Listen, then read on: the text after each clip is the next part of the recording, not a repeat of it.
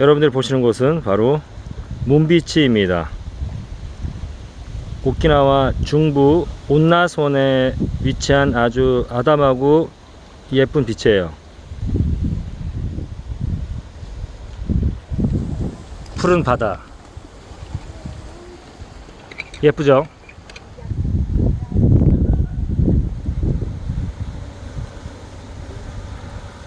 네, 안녕하세요. 국제아재입니다. 네, 오늘도 오랜만에 제가 오키나와에서 섬기고 있는 교회에 와서 이렇게 영상을 찍습니다. 예배당 안에서 영상을 찍으니까 많은 분들이 또 오해를 하실 수도 있을 것 같은데, 제가 늘 말씀드리지만 저는 뭐 기독교인이에요. 그러나 내 채널이 종교 채널은 아니기 때문에 뭐 여러분들께 하나님 말씀을 포교하려고 교회에서 카메라 킨 건 아니고요. 가끔 제가 교회에 와서 이렇게 기도도 하고 찬양도 하고 그래요. 저 자신을 위해서, 우리 가족을 위해서, 또 우리 국가를 위해서, 여러분들을 위해서 제가 기도를 합니다. 네? 알라신한테 기도해달라고요? 오늘은 갑자기 또 기도하는 와중에 하나님께서 또 저에게 이 얘기를 좀 해봐라 라고 또 계시를 탁탁 주셔가지고 그 일본 사람들의 어떠한 독특한 성향 중에서 또 하나를 얘기해볼까 하는데, 일본 사람들의 SNS나 전화에 대한 문화, 그리고 예절, 그리고 습관, 스타일 뭐 이런 얘기를 좀 해볼까 하거든요. 이 부분이 한국 사람들이랑 굉장히 많이 달라요. 주로 연락이라는 걸 뭐로 많이 합니까? 전화를 많이 사용하죠. 전화를 건다거나 뭐 문자를 보낸다거나, 아니면 요즘 뭐 SNS 이런 앱, 일본은 뭐 라인을 많이 이용하니까 이제 이런 걸 통해서 메시지를 전달을 하게 되고, 일본 사람들이 진짜 연락을 하면요 정말 늦게 반응이 옵니다. 이를테면 한국 사람들이 봤을 때 굉장히 이해가 안 될 정도로, 또 되게 그것 때문에 되게 섭섭하거나 오해를 심하게 할 정도로 일본 사람들은 연락을 잘 하지 않아요. 그리고 우리가 이렇게 일본 사람들에게 뭐 메시지를 보냈을 때 24시간 안에 답이 오면 굉장히 빨리 오는 거예요. 뭐 어떨 때는 3, 4일 뒤에 답이 오기도 하고, 그리고 어쩔 때는 일주일 뒤에 답이 아예 안 올 때도 있습니다. 그럴 땐 저도 이 사람이 날 무시해? 그럼 말지 뭐, 이렇게 오해를 할 정도로. 제가 예전 영상에도 얘기를 했는데, 저랑 아내랑 연애할 때 그 SNS 때문에 굉장히 많이 싸웠었어요. 제가 전화를 하면 잘 받지도 않고, 문자를 보내면 답도 오지 않고, 분명히 우리 사귀는 사이인데, 한국 어떻습니까? 연인들끼리 얼마나 문자를 자주 주고받고 전화 엄청나게 많이 하죠. 그리고 다 그런 경험 있으실 거예요. 밤에 사랑하는 연인의 목소리를 듣고 싶어서 전화하다가 이렇게 싹 잠든 경우도 그런 경험들이 다 있잖아요. 네. 네? 없다고요? 염장 지르지 말라고요? 자, 다 있잖아요. 일본에서는 그런 경우가 거의 없을 것 같아요. 연예인 사이도 특별한 어떠한 목적이 있지 않으면 잘 연락을 안 하는 것 같더라고요. 그냥 일본 친구들 보면은 일주일에 한 번 정도 만나고, 그리고 한국 같은 경우는 특히 연인 사이에는 막 일주일에 한 번이 아니라 이제 기회만 되고 시간만 되면 막 만나잖아요. 남자친구가 여자친구 집 앞에서 기다렸다가 커피 한 잔 마시기도 하고 그런 일이 많은데, 일본에서는 그냥 일주일에 한 번 정도 토요일이나 일요일날 정해놓고 데이트를 하고, 주말도 뭐 토요일이면 토요일 애인 만나는 날, 뭐 일요일은 친구 만나는 날, 이런 식으로. 예. 그래서 친구 만나는 날 애인이 만나자 그러면 굉장히 또 결례이거나 뭐 이런. 오늘 저 연락, SNS나 전화 얘기를 할 거니까, 상대방이 문자를 보내거나 전화를 보냈을 때 온타임에 응답을 못 할 수는 있어요. 바쁘고 그러면. 그러나 내가 바쁜 게 지나가고, 이 사람이 나에게 문자를 보냈구나, 혹은 전화를 했구나라는 걸 인지하는 그 순간 최대한 빨리 상대방에게 대답을 해주는 것이, 저는 그것이 예의라고 생각을 하고, 한국 사람들 대부분이 이렇게 생각할 것 같은데 일본 사람들은 진짜 안 그런 것 같아요. 참 신기하더라고요. 그래서 문자 같은 걸 보내면은 굉장히 답변이 늦게 와요. 그리고 한국처럼 뭐 친구들 사이에서도 전화해서 잘 지내냐? 왜 전화했니? 나 목소리 한번 들으려고 전화했지. 어떻게 잘 사냐? 이런 게 없는 것 같아요. 거의. 그러니까 어떤 특별한 목적이나 일이 있지 않으면 연인 사이에서도 거의 그런 게 없는 것 같아요. 하물며 친구 사이나 뭐 비즈니스 관계는 어떻겠습니까? 그래서 한국 사람들이 이 부분 때문에 굉장히 일본에서 특히 이제 연인 사이, 뭐 한국 남자든 여자든 일본 이성과 교제를 할 경우에는 더더군다나 멘붕이 오고요. 꼭 연인 사이가 아니라 친구 사이나 뭐 비즈니스 사이에서도 연락 때문에 굉장히 상처를 받거나 화가 나거나 멘붕이 오는 경우가 많아요. 한국 사람이.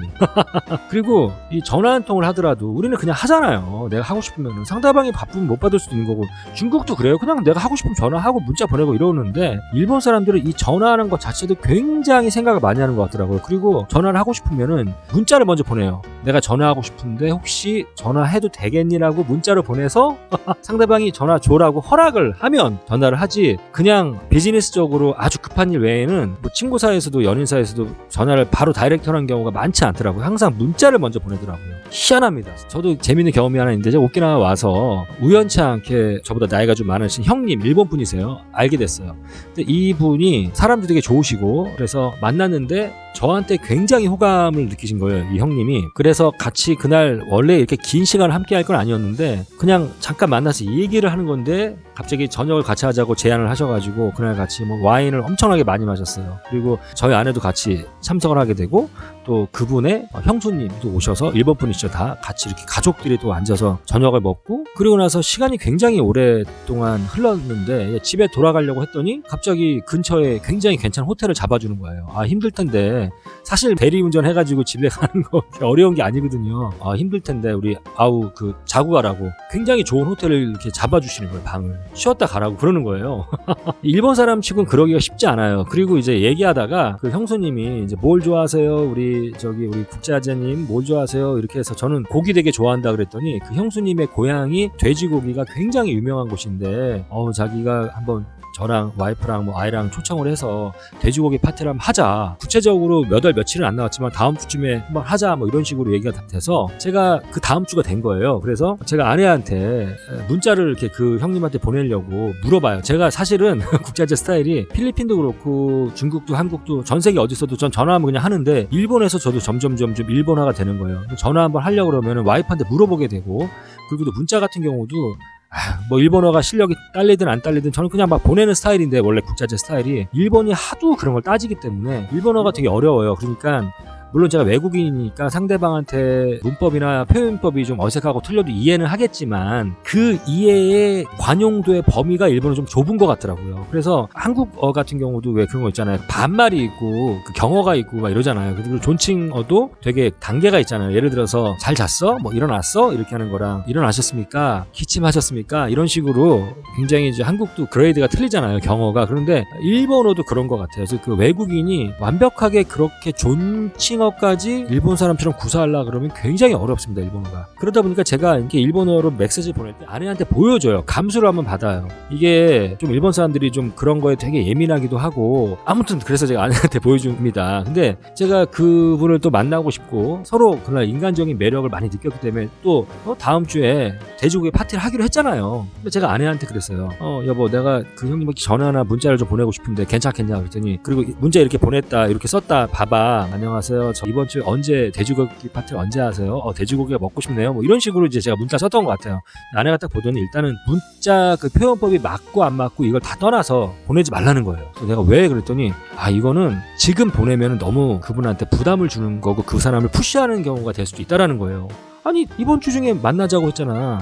아니 나도 시간을 빼놔야 될 거 아니야. 제가 사실 그렇게 바쁘진 않지만 아내한테 나 국제아재야. 나 국제아재라고 이러면서 미리 좀 약속을 잡아야 나도 좀 시간을 빼지 뭐 이런 식으로 얘기했더니 아내 말은 일단은 그런 말 자체가 진짜 그분이 오빠를 불러서 돼지고기 파티를 할 마음이 있으면 먼저 연락이 대부분 올 것이다. 좀 기다려라. 우리 와인 마시고 그런 지 며칠 안 지났지 않냐. 그렇게 연락이 오면은 이제 오빠가 언제 시간이 괜찮을 것 같습니다라고 얘기를 해주면 된다. 그리고 연락이 안 온다라는 거는 우리 일본 사람들 같은 경우는 이제 다때마에 혼내 얘기를 해주면서 그냥 예의상 한국 사람도 그런 거 있잖아요. 한번 다음 주에 또 보자 놀러와 이렇게 예의상 하는 경우도 많이 있긴 있어요. 사실은 중국 사람들도 그렇고 그러나 일본 사람들이 그게 좀 강한가 봐. 그래서 예의상 그렇게 얘기를 한 거일 수도 있으니까 부담 주지 말고 기다리라고 그러더라고요. 기다렸습니다. 시간이 꽤 많이 지났어요.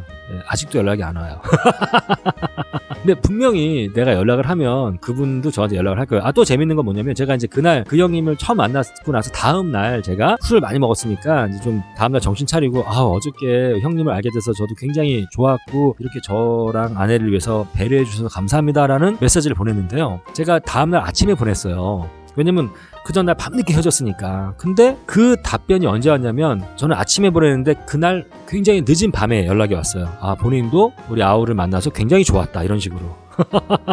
거의 문자를 받기까지 12시간 정도의 시간이 걸렸다는 거죠. 이게 이제 일본 사람들이 그렇더라고요. 그래서 일본에서는 이렇게 연락을 한번 할 때도 굉장히 밀당도 해야 되고 또 뭐 내가 이 사람한테 빨리 연락을 하면 너무 쉬워 보이는 거 아닌가, 너무 좀 아쉬워 보이는 거 아닌가, 이런 것들을 굉장히 계산을 일본 사람들 하는 것 같더라고요. 그래서 좀 피곤하더라고 저는 솔직히.